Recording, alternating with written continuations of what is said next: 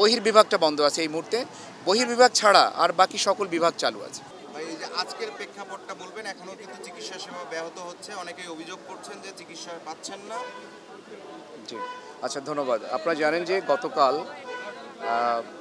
আমাদের দুইজন ডাক্তারের উপরে আহ, যে হেনস্থা হয়েছিলেন ওনারা, তার প্রেক্ষিতে আমাদের ডাক্তাররা কর্মবিরতি ঘোষণা করেছিলেন। আমরা সন্ধ্যার পরে আমরা ইমার্জেন্সি সার্ভিস কিন্তু চালু করতে পেরেছি। আমি নিজে থেকে এই ইমার্জেন্সি সার্ভিস চালু করে গিয়েছিলাম। গতকাল রাতে আপনারা হয়তো দেখেছেন, RAB, army, police, BGB, answer সকল বাহিনীর সদস্য এখানে নিয়োজিত ছিল, এখনও আছে।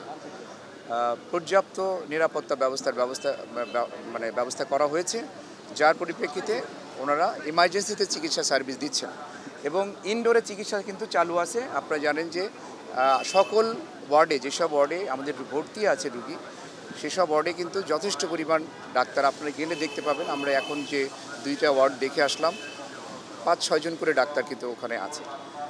তারপরে আইসিইউ, এইচডিইউ, সিসিইউ, এইসব রোগীদের চিকিৎসা কিন্তু কোনো অংশে ব্যাহত হচ্ছে না। এবং এর সাথে যে পরীক্ষা নিরীক্ষা জড়িত, ধরেন এক্স রে, সিটি স্ক্যান, এইসব সার্ভিসও কিন্তু চালু আছে। অচিরেই আমরা আশা করছি আজকের মধ্যেই হয়তোবা ওনারা এই যে তাদের যে পূর্ণ কর্মবিরতি, এটা উইথড্র করবেন। আমরা তাদের কাছে আহ্বান জানিয়েছি, ওনারা বিবেচনা করছেন। ইতিমধ্যে আপনারা জানেন যে তাদের যে 2টা দাবি ছিল, একটা ছিল যে সিকিউরিটি এনশিওর করা, সেটা আমরা করেছি। আর আসামিদের ধরা, যেটা ইতিমধ্যেই আমাদের যে 2 নম্বর আসামি, সে কিন্তু ধরা পড়েছে। বাকি আসামিদের ধরার জন্য জোর প্রচেষ্টা চলছে।